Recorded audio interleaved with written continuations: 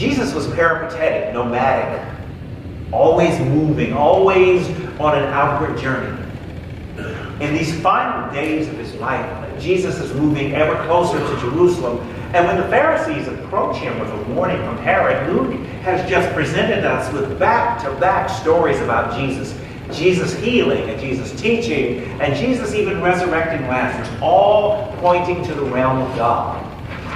The Pharisees are frightened because they see Jesus openly challenging their holy authority, proclaiming to them, your secret compliance with the Romans and your overblown notions of ritual purity, which keep you from helping those around you who need the most help, does not point to God's kingdom. And Jesus may well have been thinking, oh, Herod is sneaky. For all I know, he may have sent those very Pharisees to warn me so he didn't have to get involved. But you go back and you tell crafty Herod, I'm on a schedule. I'm on the move. I am casting out demons and healing the sick today and tomorrow, something your temple officials should be doing. And on the third day, I will finish my work. This is a clear reference to the crucifixion and the resurrection. Jesus is saying, I have an appointment in Jerusalem. Jesus knows that Jerusalem is a dangerous place. It is the place where all of the prophets have to go. The king who has perhaps sent the Pharisees to warn Jesus is there waiting in Jerusalem. The holy temple is where? In Jerusalem. The chief priests are where? In Jerusalem. Jerusalem is the city where prophets have to go to proclaim the word of God. You students, you're on your way to a big city and a big career. You know something about a make it or break it kind of situation. Jerusalem was a make it or break it place. It is the place where prophets are heard, listened to, and acclaimed, or ignored, reviled, and killed.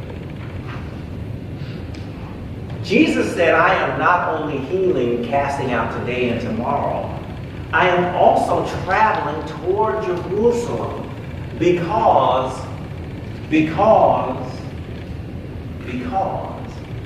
it is impossible for a prophet to be killed outside of Jerusalem. Moving toward his appointment with God, Jesus was also on an inward journey too. Jesus had not strayed from the purpose of his inward journey since the day of his birth, when Herod's father, or Herod's uncle, Herod the Great, wanted to kill all of the newborn Jewish baby boys. Jesus' inward journey had not been confounded with the people of Nazareth wanting to throw Jesus off of the cliff. And Jesus' inward journey had never wavered when the teachers of the law tried to argue him down and discredit him. Jesus had the note, meet God in Jerusalem, on the calendar of his spiritual smartphone. Jesus was very clear about his inward journey. 8 centuries before Jesus, the prophet Isaiah had said a time of peace was coming, when all of the swords would be beaten into plowshares and all of the spears changed into pruning hooks. But this prophecy would never come to pass as long as the faith of Israel remained tied exclusively to temple worship. As long as Israel thought that God's holiness was ritual law. No. Isaiah said God would have to do a new thing. So Jesus was journeying toward Jerusalem, being the new thing that God was doing. But Jesus' inner journey, his journey toward his destiny, was filled with anguish. Yes, God called him, but the very people God had called him for were not listening to him. They were not getting Jesus' message. Jesus wanted to love them. Jesus wanted to gather God's children together the way that a mother bird gathers her brood and brood over them, mother them, care for them, be there for them. The way it was from the beginning of time when the Spirit of the great Creator, God, brooded over the deep. But no one heeded Jesus. No one got Jesus. Not those holy ones of God that Jesus had called blessed. The poor, the meek, the hungry, the thirsty, those living in the streets, living in huts, living on the hillside, too filthy to be allowed in the temple, overtaxed, witnessing miracle after miracle, but refusing to believe that the miracles were signs from a loving God who was for them. They didn't listen to Jesus. And neither did the holy temple officials, the keepers of the sacred heritage from God, the keeper of the sacred traditions of sharing with the less fortunate, caring for the widows and orphans, having visions that enable the old men to dream dreams. No, these holy curators, these keepers of the things of God, were worried more about losing their Roman privileges and their big, fat Roman stipends. They were not listening to Jesus. In fact, they wanted Jesus dead. A week or so ago, perhaps 2 weeks, this past Wednesday, the elders of Little White Chapel called us to begin an inward journey of introspection and reflection during this season of Lent. And oh, how you and I, in our busy lives, would love to carve out some time to just sit and be quiet and contemplate how we can bring our notions of the holy to such a broken and battered world. But the world changes so alarmingly fast, doesn't it? What is right? What is holy? Every day we are unsettled as illusions fall and icons crash to the ground. I teach a group of young adults in a seminary, and this week I heard them talking about how frustrating it is while they struggle to get into school and accrue mountains of debt trying to get through school, how unsettling, how frustrating it is for them to hear about other students having so many resources that their families can just bribe their way into higher education. Little White Chapel, for many people, is in the center of the world. It is just a few miles from some of the greatest movie and television studios in the world. Warner Brothers, Disney, Universal, they're just to name a very few. People come from all over the world to have a chance at these places. You and I might be able to get our career started by just taking a walk. We are so close. For those of us who have worked as actors, my career began in the late 19th century. The studios were like the highest point of the temple. They were holy. I would get nervous and cross myself when I walked onto the lot. I wasn't even Catholic. But when I would get a job in the studios, I worked with fear. I was afraid to reveal my orientation.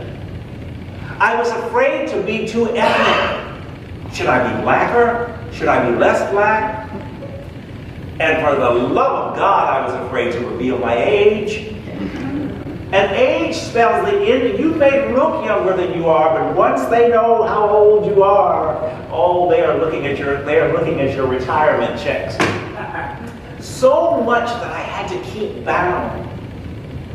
And now it is frustrating for me to watch as other actors come for people for whom I think I have paved a bit of a way. And I watch an actor who is free to perform and tell stories about his orientation and to tell stories about his race and perhaps now be indicted for perpetrating a hate crime against himself.